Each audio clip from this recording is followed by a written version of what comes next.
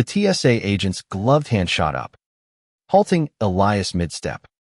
"Sir, step aside for a random check," she barked, her voice cutting through the hum of San Francisco International Airport. Elias's heart sank, his pulse racing as the weight of his secret pressed against his chest literally. At 28, Elias Kane had navigated enough airports to know the drill. But this time felt different. The fluorescent lights above buzzed like a warning, and the crowd's restless energy seemed to zero in on him.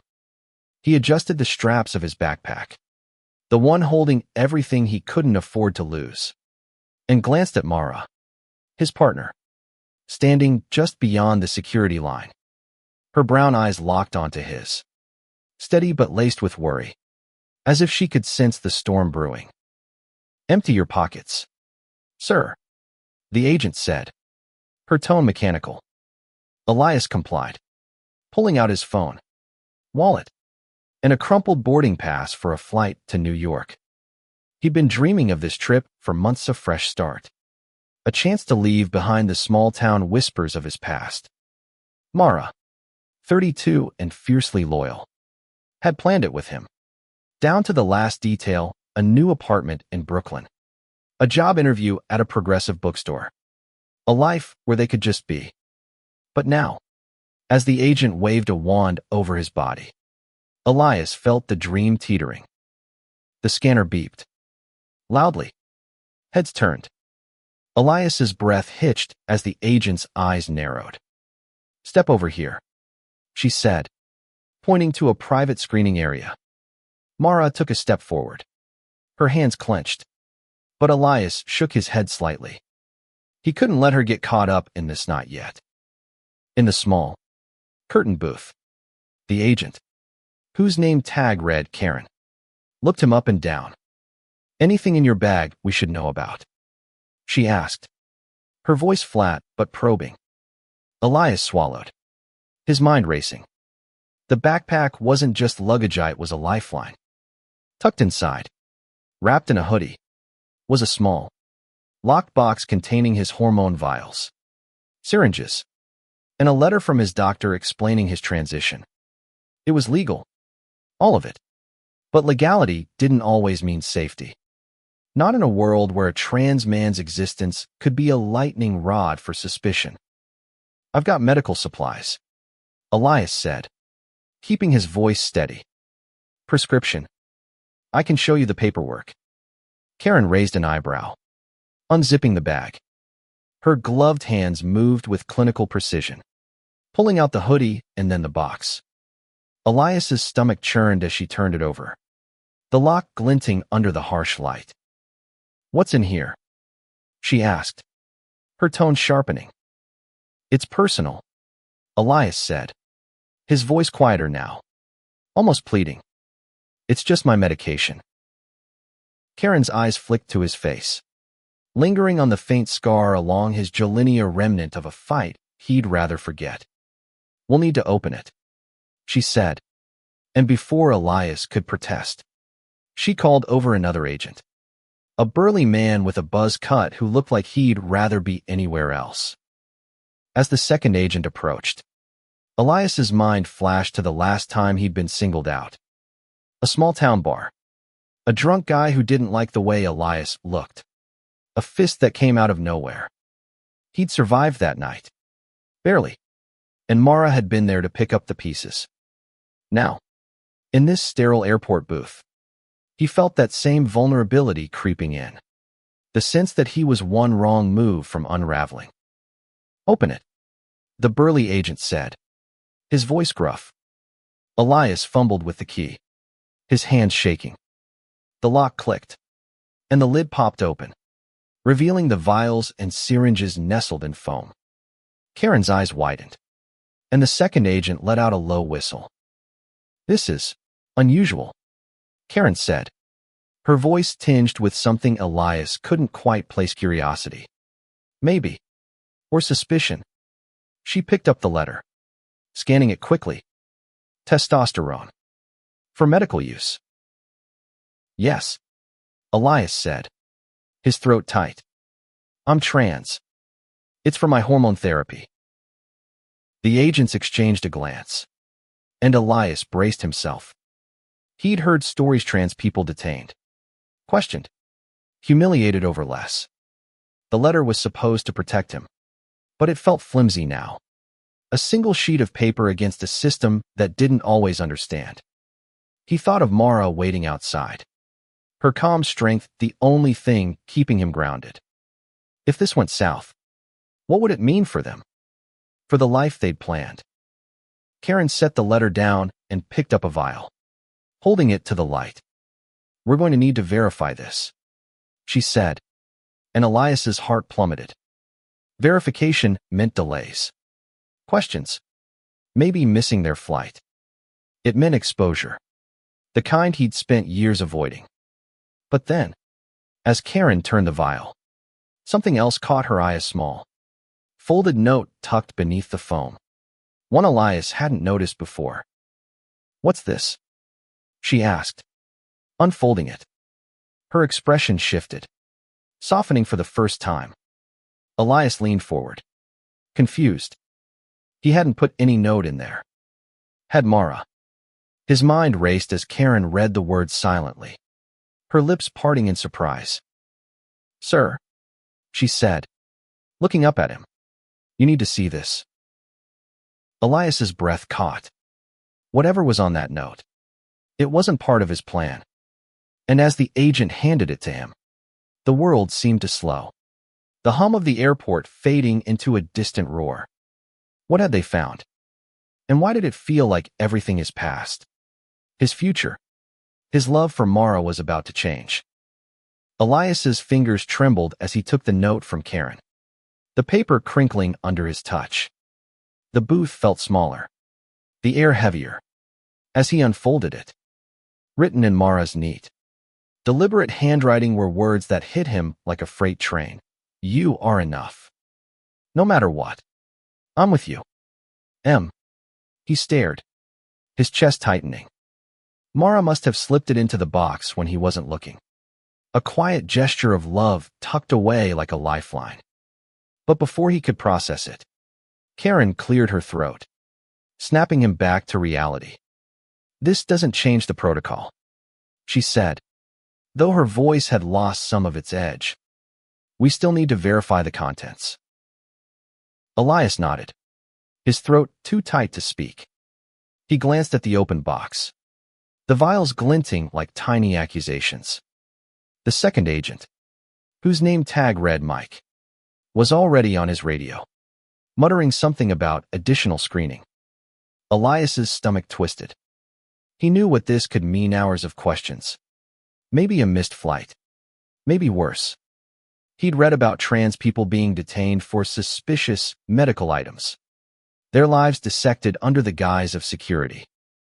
Outside the booth, Mara paced, her sneakers squeaking faintly on the polished floor. She caught his eye through the gap in the curtain, her expression a mix of defiance and fear. Elias wanted to call out to her, to tell her he was okay, but the words wouldn't come. Instead, he focused on the note, folding it carefully and slipping it into his pocket. It felt like a shield, however small. Karen handed the box to Mike, who carried it to a nearby table where a third agent was setting up a testing kit. This'll take a few minutes, Karen said, her eyes flicking to Elias. You can wait here. Minutes felt like years in the sterile booth. Elias's mind spiraled, replaying every moment that had led to this checkpoint. Growing up in a small Oregon town, he'd been Ellie, a name that never fit, a body that felt like a betrayal. Coming out at 24 had been like breaking free from a cage. But it came with Koss's family who stopped calling, friends who drifted away, strangers who stared. Mara had been his anchor, the one who saw him, really saw him. From the moment they met at a local queer book club, she'd laughed at his terrible puns, stayed up late debating poetry, and held him through the nights when dysphoria clawed at his soul. Now, as he stood in this airport, he wondered if that life was slipping away. What if they didn't let him board? What if they called the police? The thought of Mara waiting, helpless, made his chest ache. He couldn't let her down, not after everything they'd fought for. Mike returned, his face unreadable. The vials check out, he said, handing the box back to Karen. Prescription matches the letter. But he hesitated, glancing at Elias. There's something else in the bag. Another compartment. Elias frowned. Another compartment. He'd packed the bag himself, hadn't he? His mind raced, trying to recall every item. The hoodie, the box, a few books, a charger, nothing unusual. But Mike was already unzipping a side pocket Elias rarely used, pulling out a small, sealed envelope. It was plain, unmarked, and definitely not something Elias remembered packing. Where'd this come from? Mike asked, holding it up. I don't know, Elias stammered, his voice barely above a whisper. His eyes darted to Mara, who looked as confused as he felt. Had someone tampered with his bag? The thought sent a chill down his spine. He'd heard of hate groups targeting trans people, planting things to cause trouble. Was this a setup? Karen took the envelope, her brow furrowing as she examined it.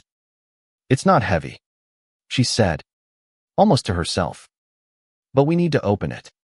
Standard procedure. Elias's heart pounded. Can I see it first?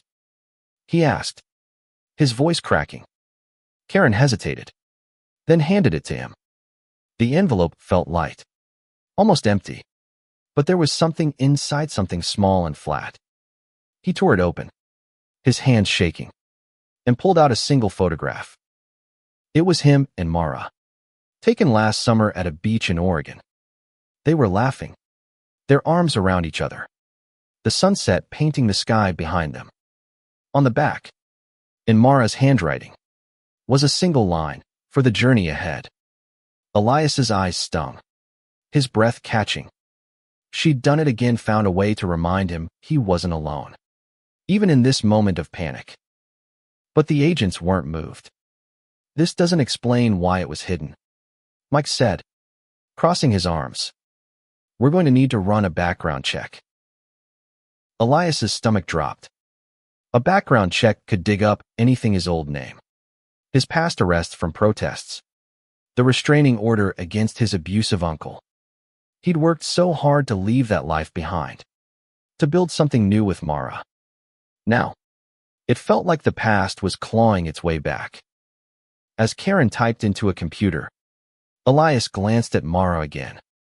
She was talking to another TSA agent, her hands gesturing wildly.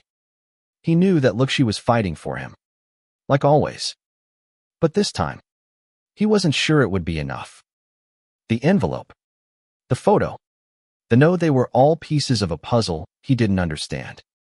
And as the agents' voices grew sharper, Elias realized the real danger wasn't the checkpoint. It was what might come next. The computer screen glowed in the dim booth, casting shadows across Karen's face as she typed. Elias stood frozen, the photograph of him and Mara still clutched in his hand. The words on the back, for the journey ahead, felt like a promise he wasn't sure he could keep. Background checks running, Karen said, her eyes fixed on the screen. Shouldn't take long. Mike stood by the door, his arms crossed, watching Elias like he was a puzzle he couldn't solve. The air was thick with tension, the kind that made every second feel like a lifetime. Elias's mind raced, piecing together the last 24 hours. Had he left his bag unattended? Could someone have slipped the envelope in during a moment of distraction? The thought gnawed at him, a mix of paranoia and dread. Outside, Mara's voice rose, sharp and insistent. He's done nothing wrong. You can't just hold him like this. Elias caught glimpses of her through the curtain, her hands clenched into fists. The TSA agent she was arguing with, a younger woman with a tight ponytail, looked exasperated, gesturing for her to calm down. But Mara wasn't the type to back down. Not when it came to Elias. It was one of the things he loved most about her, even if it scared him now. "Miss, step back," the younger agent said, her voice firm. "We're following protocol." "Protocol?" Mara snapped. "You're humiliating him for no reason." Elias wanted to call out, to tell her to stop before she made things worse. But his voice caught in his throat. He knew she was right. But he also knew the system didn't care about right or wrong not when it came to people like him. Karen glanced up from the computer, her expression unreadable. "Mr. Kane, your record shows a couple of minor incidents. Protests. A trespassing charge from 2019. Care to explain?" Elias's jaw tightened. The protests were from his college days. Rallies for trans rights that had turned chaotic when counter-protesters showed up. The trespassing charge was a misunderstanding a night he'd spent sleeping in an abandoned building after his uncle kicked him out. "They're old," he said, his voice low. "I was young. They don't have anything to do with this." Karen didn't respond, her fingers still tapping away. Mike picked up the photograph, studying it. "This your girlfriend?" he asked, nodding toward Mara's voice outside. "Partner," Elias corrected, his tone firm. "Her name's Mara." Mike raised an eyebrow but didn't push. Instead, he handed the photo back. "Looks like she's got your back," he said, almost like he meant it. Elias nodded, slipping the photo into his pocket next to the note. Mara always had his back. But right now, that felt like both a comfort and a burden. The computer beeped, and Karen leaned closer, her brow furrowing. "Huh," she said, almost to herself. "That's interesting." Elias's heart skipped a beat. Interesting wasn't a word he wanted to hear in a security booth. "What is it?" he asked, his voice barely steady. Karen turned the screen slightly, though Elias couldn't see it clearly. "Your name flagged something. Not a criminal record, but a missing persons report. Filed 6 years ago. Out of Oregon." Elias's blood ran cold. Missing persons. He hadn't been missing left. Left his family, his town, his old life as Ellie behind. His parents hadn't understood his transition. Hadn't wanted to. When he came out, his mother had cried. His father had yelled. And his uncle had thrown him out. He'd cut contact. Changed his number. Moved to a new city. As far as he knew, they'd let him go. So why was there a report? "That's a mistake," Elias said, his voice shaking. "I wasn't missing. I left." Karen's eyes softened. Just a fraction. The report was filed by someone named Clara Kane. "Your mother." Elias's throat closed up. Clara. His mom. He hadn't spoken to her in years. Hadn't wanted to. The last time they talked, she'd begged him to fix himself, to come back as the daughter she'd raised. He'd hung up, and that was that. Or so he thought. "I don't understand," he said, his voice barely above a whisper. "Why would she file that?" Karen shrugged, but her expression was less guarded now. Could be a misunderstanding. Sometimes families file these when they lose contact. It's not uncommon. She paused, glancing at the screen again. "The report's still active, though. We're required to notify local authorities." Elias's knees felt weak. Notify the authorities. That meant his family could find him. His uncle, the one who'd left bruises Elias could still feel in his nightmares, could find him.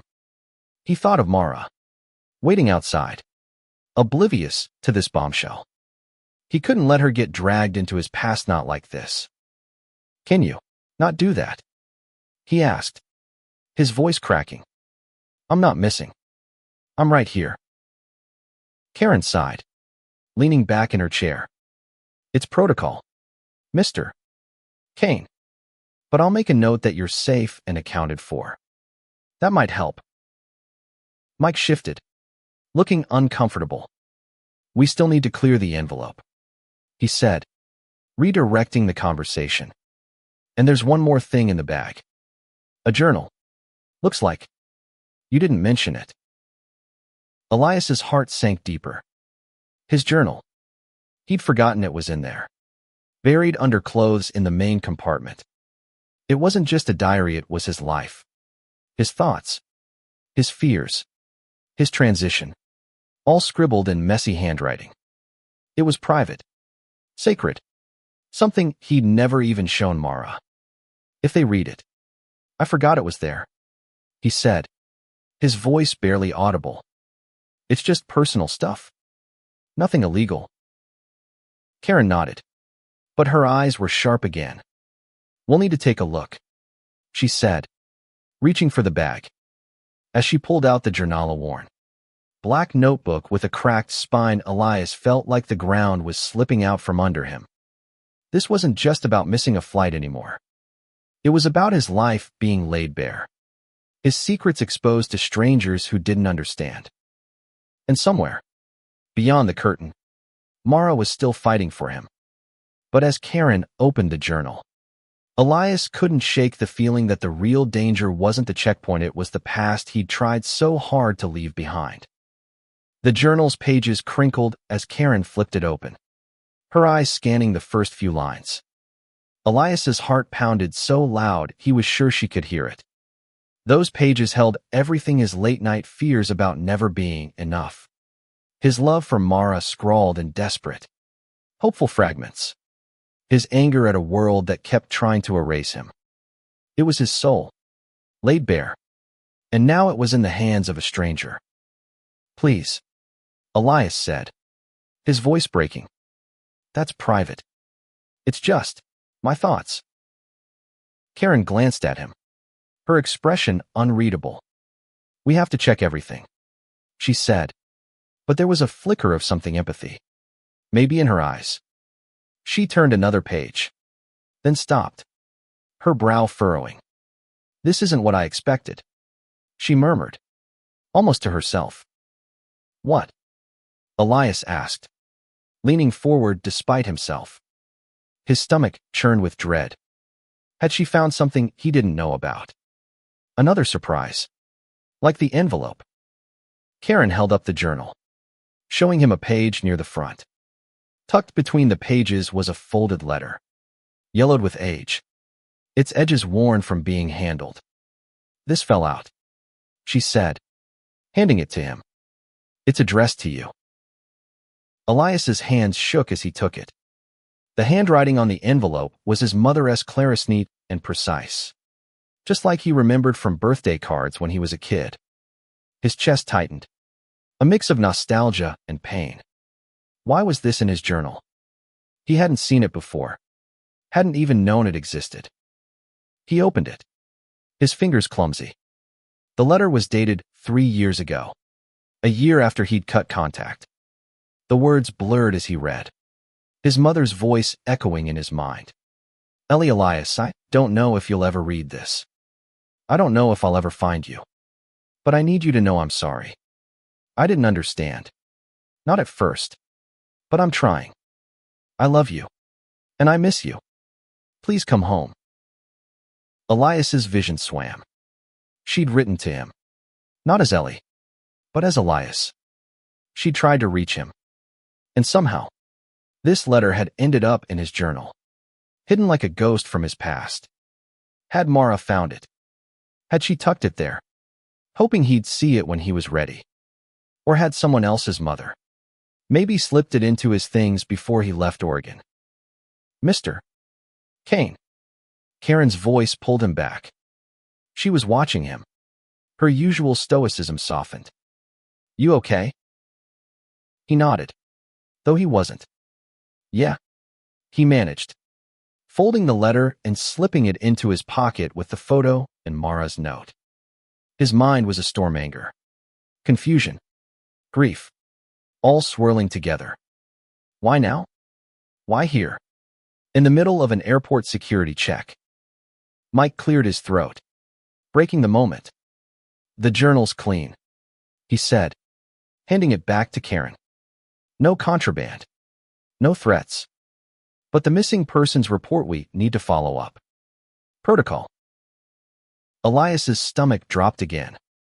I told you.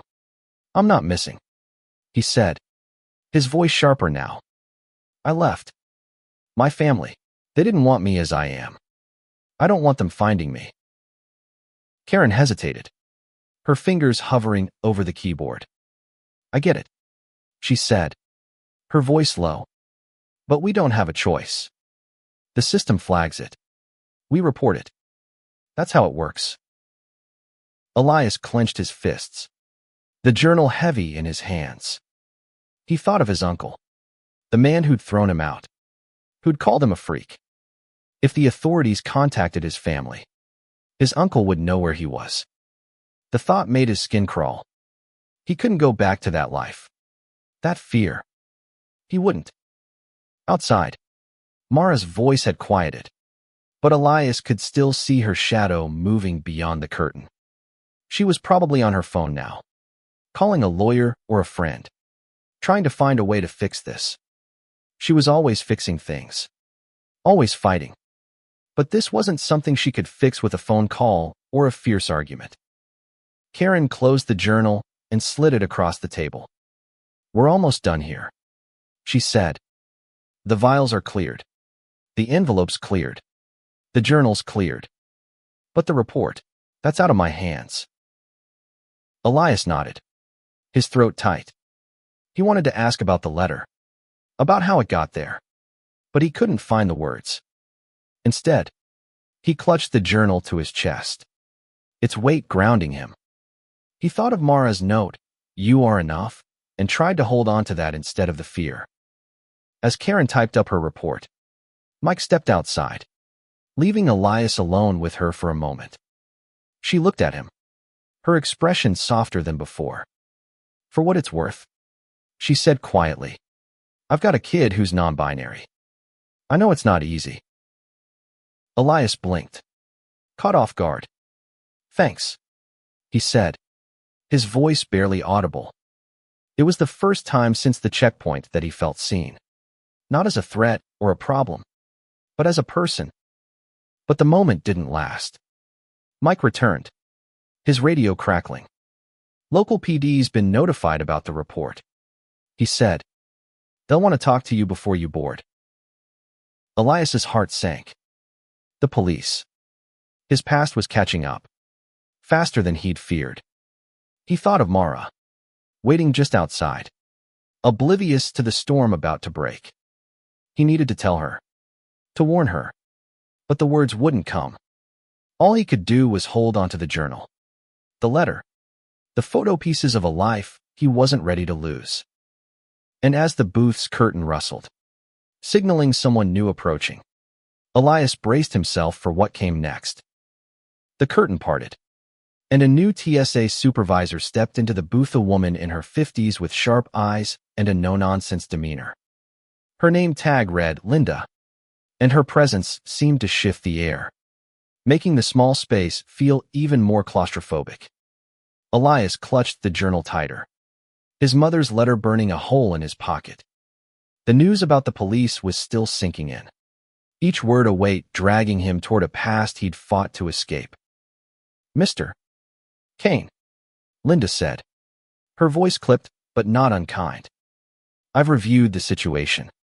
Your items are cleared, but the missing persons report complicates things. The police will need to confirm your status before you can board. Elias's chest tightened. I'm not missing, he said, his voice raw. I told them I left. I don't want to be found. Linda's eyes softened slightly, but her tone remained firm. I understand, but we're bound by protocol. The police are on their way. It shouldn't take long. Elias nodded, though every instinct screamed at him to run. He thought of Mara, still outside, probably frantic by now. He needed to talk to her, to explain. But the booth felt like a cage, and Linda's steady gaze kept him rooted in place. Karen handed Linda the paperwork, including the letter from Elias's doctor and the report from the background check. Everything else checks out, Karen said, glancing at Elias. He's been cooperative. Linda nodded, scanning the documents. Good. Let's keep this moving. She looked at Elias, her expression unreadable. You can wait outside with your partner while we sort this out. But don't leave the security area. Elias's knees nearly buckled with relief. He could see Mara. He grabbed his backpack, the journal still in his hands, and stepped out of the booth. The airport's noise hit him like a wave, announcements blaring, travelers rushing, the hum of life continuing as if his world wasn't unraveling. Mara was there, just beyond the checkpoint, her face pale but fierce. The moment she saw him, she rushed forward, ignoring the TSA agent's warning to stay back. Elias, she said, her voice breaking as she reached for his hand. Are you okay? What's happening? He squeezed her hand, trying to anchor himself. They found a missing persons report, he said, his voice low. From my mom. 6 years ago. Mara's eyes widened, her grip tightening. What? Why would she, after everything? I don't know, Elias said, his throat tight. He pulled out the letter and handed it to her. This was in my journal. I didn't know it was there. Mara unfolded it, her eyes scanning the words. Her expression softened, then hardened again. She's sorry now, she said, her voice laced with anger. After what they did to you. Elias, this is... I know. He cut in, glancing around. Travelers were staring, their curiosity a weight he couldn't shake. But the police are coming. They have to confirm I'm not missing. Mara's jaw clenched. This is bullshit, she said, loud enough to draw a frown from a nearby agent. They can't just drag you back into that mess. We're leaving. Elias. We're starting over. I want to, he said, his voice breaking. But if I run now, it'll look worse. They might think I'm hiding something. Mara's eyes searched his, her anger giving way to fear. What if they find your uncle? She asked, her voice barely a whisper. What if he comes for you? Elias's stomach twisted. He'd told Mara about his uncle, about the shouting, the threats, the night he'd been thrown out with nothing but a backpack and a black eye. She'd been there when the nightmares came, when he woke up gasping, convinced he was back in that house. The thought of his uncle knowing where he was now made his skin crawl. We won't let that happen, he said, though he wasn't sure he believed it. He pulled her close, resting his forehead against hers. We're in this together. Right? Always, she said, her voice fierce despite the tremor in it. She kissed his knuckles, a small gesture that grounded him more than he could say. But their moment was cut short. Linda stepped out, her radio crackling. Mr. Kane, the police are here, she said, nodding toward 2 officers approaching the checkpoint. They were in standard airport uniforms, their faces stern but professional. Elias's heart raced as he let go of Mara's hand. Stepping forward. Elias Kane, the older officer asked, a man with graying hair and a calm demeanor. I'm Officer Daniels. This is Officer Ruiz. We need to ask you a few questions about a missing persons report filed in Oregon. Elias nodded, his throat dry. I'm not missing, he said, his voice steady despite the panic clawing at him. I left home 6 years ago. I haven't been in contact with my family since. Daniels nodded, jotting something in a notebook. We understand. But the report's active, and we need to verify your status. Can you tell us about your relationship with Clara Kane? Elias's chest ached at the mention of his mother's name. She's my mom, he said, his voice low. We didn't part on good terms. I came out as trans, and she didn't take it well. Neither did my dad or my uncle. Ruiz, a younger woman with sharp eyes, glanced at Mara, then back at Elias. The report says your mother's been trying to find you. She didn't know if you were safe. Any reason you didn't reach out? Elias's jaw tightened. They didn't want me, he said, the words bitter. My uncle hurt me. I had to leave to survive. Danielle's expression softened, but he kept writing. I'm sorry to hear that, he said. We'll note your statement. For now, we need to contact the reporting party to confirm you're safe. That's standard. Elias's heart sank. Contact his mother. That meant opening a door he'd slammed shut years ago. He looked at Mara, her eyes blazing with protective fury, and knew she'd fight tooth and nail to keep him safe. But this wasn't a fight they could win with fists or words. It was a system, cold and unyielding, and they were caught in its gears. As the officers stepped aside to make a call, Elias pulled Mara close again. Whatever happens, he whispered, I'm not going back. Not to them. Not to that life. She nodded, her eyes wet but fierce. We'll figure it out, she said. Together. But as the officers' radios crackled and the airport hummed around them, Elias couldn't shake the feeling that the real battle was just beginning. Elias stood beside Mara, her hand a steady anchor in his as the officers spoke quietly into their radios. The airport's chaos swirled around them, announcements echoing, suitcases rolling, voices overlapping, but it all felt distant, like a dream he couldn't wake from. His mother's letter weighed heavy in his pocket, its words a tangle of regret and hope he wasn't ready to face. Officer Daniels turned back to them, his expression neutral but not unkind. We've reached out to the Oregon PD, he said. They'll contact Clara Kane to confirm you're safe.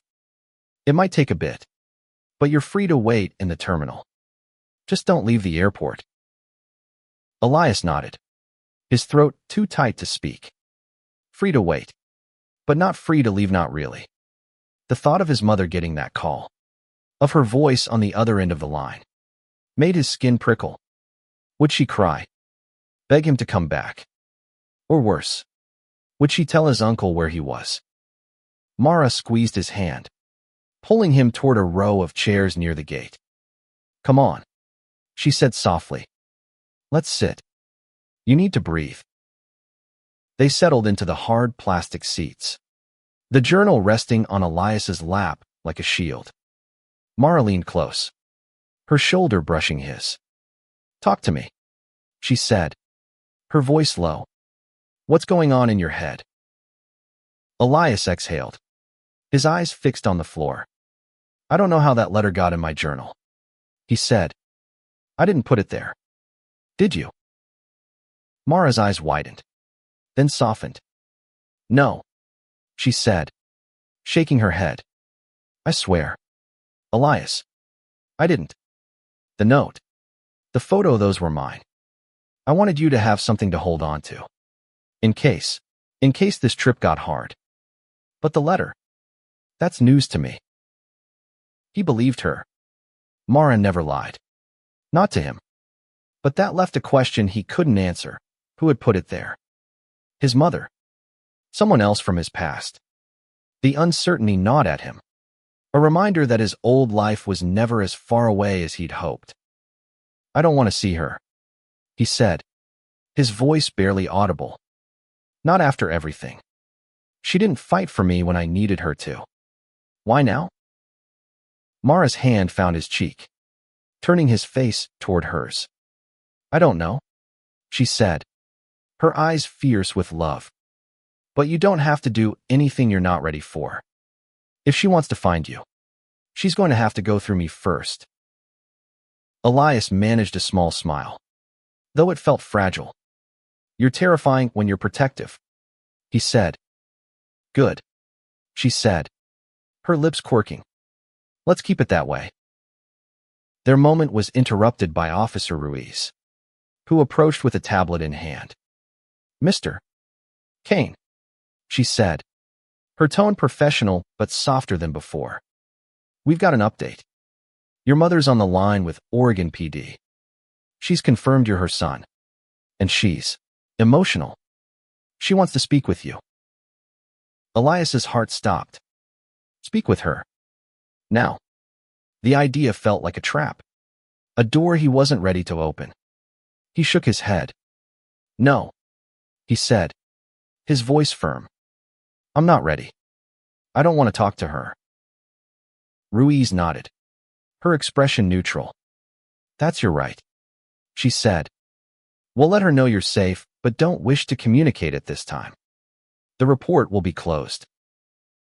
Relief flooded Elias, though it was tinged with guilt. He thought of his mother's letter, her apology, her plea. Part of him wanted to believe she'd changed, but the scars of his past were too deep, too raw.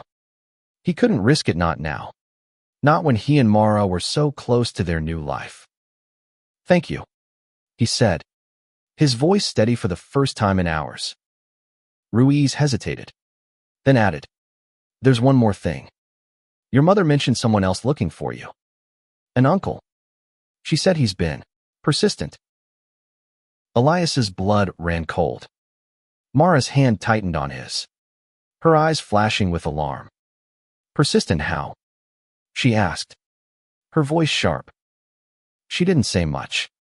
Ruiz replied, just that he's been asking about you, trying to track you down. Oregon PD will handle it, but I'd recommend being cautious. Elias's mind raced. His uncle. Persistent. That wasn't just concern, that was obsession. He remembered the man's rage, the way he'd loomed over him, his fists clenched. The idea of him searching, maybe even now, made Elias's skin crawl. We need to get out of here, Mara said, her voice low but urgent. We can't stay in this airport forever. Elias nodded, though his legs felt like lead. Our flight's in an hour, he said, if they let us board. They will, Mara said, her tone fierce. They have to. But as they sat there, waiting for the final word from the police, Elias couldn't shake the feeling of being watched. He scanned the terminal, half expecting to see his uncle's face in the crowd. The journal in his lap felt heavier now, its pages a map of his fears and hopes. He opened it, flipping to a random entry from last year. Mara says I'm enough. I want to believe her. But some days, the world feels like it's waiting to prove me wrong. He closed the journal, his eyes stinging. Mara leaned her head against his shoulder, her warmth a reminder of why he was here, why he was fighting. They'd built something real, something worth protecting. No letter, no uncle, no checkpoint could take that away. As Officer Daniels approached again, his expression unreadable, Elias braced himself.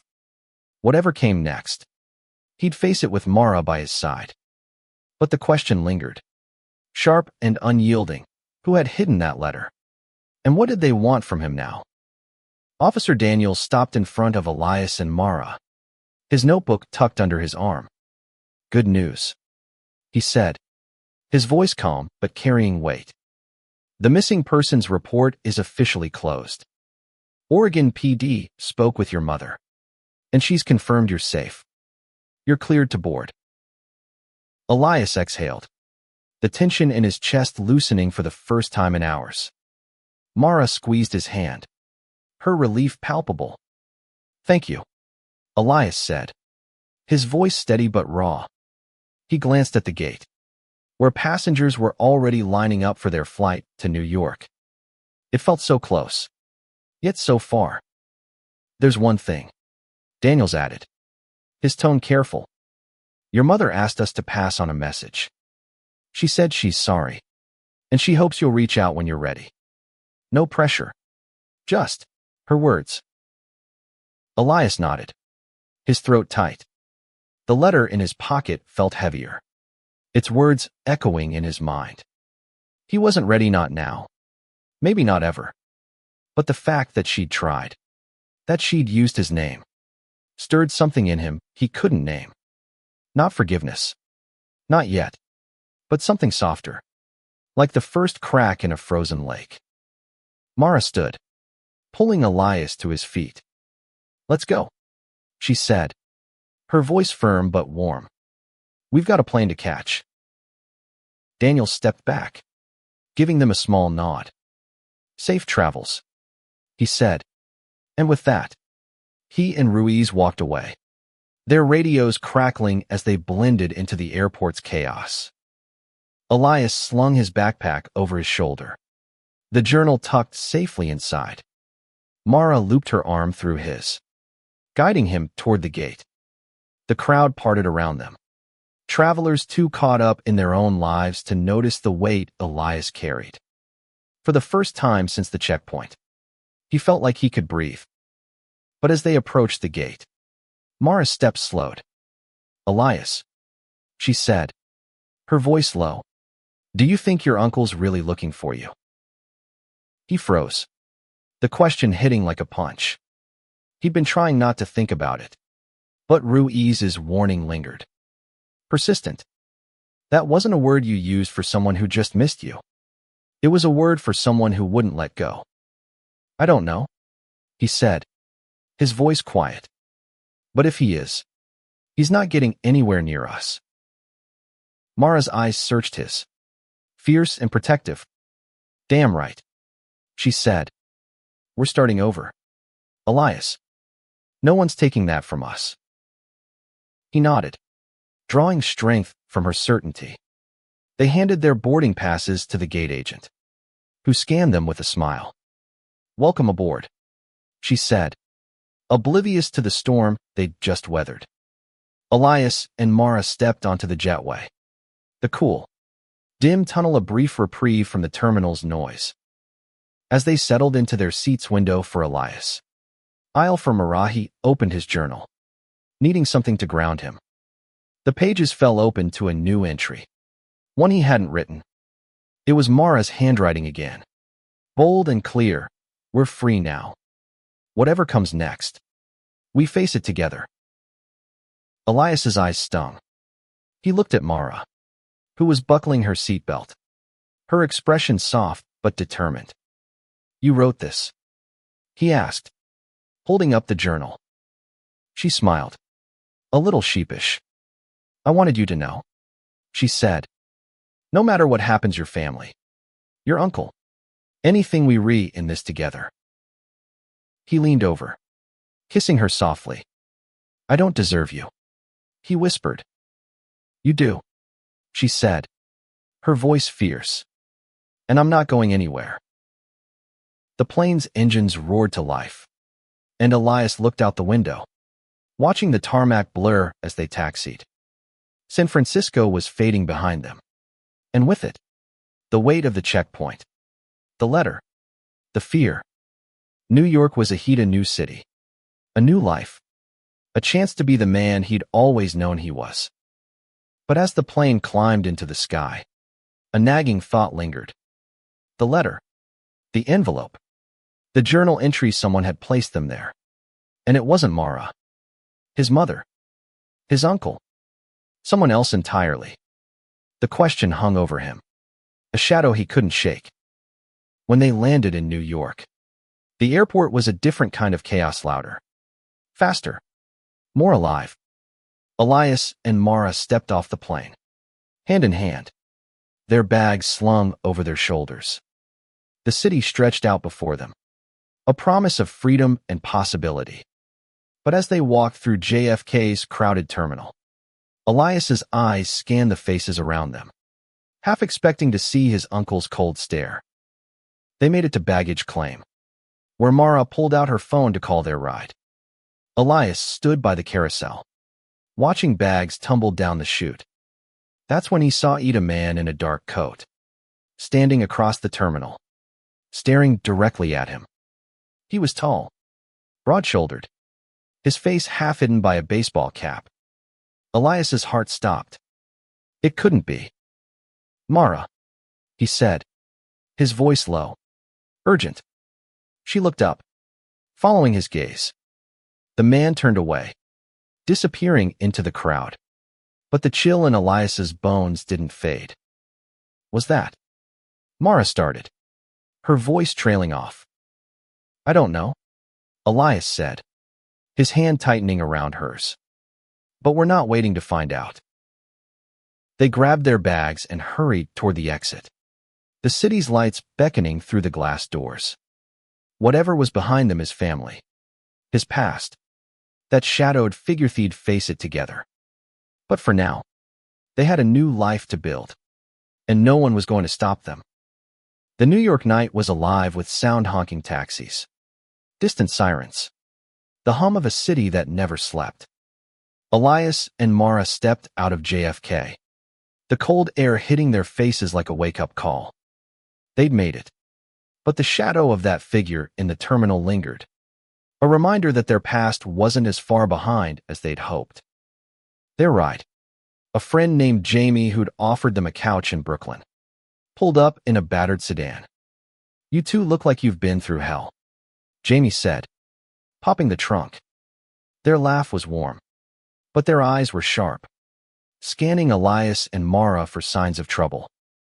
You have no idea, Mara said, tossing their bags in. Elias slid into the back seat, his journal clutched to his chest. He hadn't let it go since the checkpoint, its pages now a mix of his words and Mara's, a testament to their shared strength. As they drove into the city, the skyline glittered against the dark, each light a promise of something new. Elias leaned his head against the window, watching the buildings blur past. He thought of his mother's letter, her apology, her plea to come home. He thought of the man in the terminal, the fear that it might have been his uncle. And he thought of Mara, her hand resting on his knee, her presence a steady anchor in the storm. You okay? She asked, her voice soft in the dim car. Yeah, he said, managing a small smile. Just processing. Jamie glanced at them in the rearview mirror. You gonna tell me what happened? Or do I have to guess? Mara laughed, but it was strained. Long story, she said. Airport security decided Elias's hormones were a national threat. Jamie snorted. Sounds about right. Welcome to America. Elias chuckled, the sound surprising him. It felt good to laugh, even if just for a moment. But the weight of the day, the checkpoint, the letter, the police still pressed against him. He opened his journal, flipping to a blank page. He needed to write, to make sense of it all. We're here, he wrote, his pen scratching against the paper. New York. A new start. But I keep looking over my shoulder, waiting for the past to catch up. Mara says we're free, and I want to believe her. But freedom feels fragile when you're running from ghosts. He paused, glancing at Mara. She was talking to Jamie about their new apartment, her voice bright with hope. Elias's heart swelled. She was his reason, his strength, the one who made him believe he could be more than his past. The car pulled up to Jamie's building, a narrow brownstone tucked between a bodega and a laundromat. They hauled their bags up 3 flights of stairs, the smell of curry and cigarette smoke lingering in the hall. Jamie's apartment was small but warm, with mismatched furniture and a view of the city's rooftops. It felt like a safe haven, at least for tonight. As Jamie ordered pizza, Mara pulled Elias onto the couch, her arms wrapping around him. We made it, she whispered, her breath warm against his ear. This is ours now. He nodded, his throat tight. I love you, he said, the words raw and true. I love you too, she said, kissing him softly. No matter what. They ate pizza, laughed with Jamie, and planned their first day in the city, a visit to the bookstore where Elias had his interview. A walk through Prospect Park. A coffee shop Mara had found online. It felt normal. Almost too normal. Like the checkpoint had been a bad dream. But later, as they lay on Jamie's couch, the city's lights casting shadows across the ceiling, Elias couldn't sleep. He kept seeing that man in the terminal, his face hidden but familiar. He thought of his mother's letter, the words he hadn't let himself fully feel. And he thought of the journal, its pages a map of his heart. The next morning, they woke to the smell of coffee and the sound of Jamie humming in the kitchen. Elias opened his journal, finding another note from Mara. You are my home. Wherever we go, we're enough. He smiled, his eyes stinging. The fear was still there, the past still lurking. But so was Mara, fierce and unwavering. They'd face whatever came next, his uncle, his family, the world together. As they stepped out into Brooklyn's morning bustle, hand in hand, Elias felt the city's pulse beneath his feet. It was a new chapter, one he'd write with Mara by his side. The checkpoint had tested them, exposed their vulnerabilities, but it had also shown them their strength. They weren't just surviving, they were living, loving, building a life no one could take away. And somewhere, in the pages of his journal, was the truth. They were enough. Always had been. Always would be.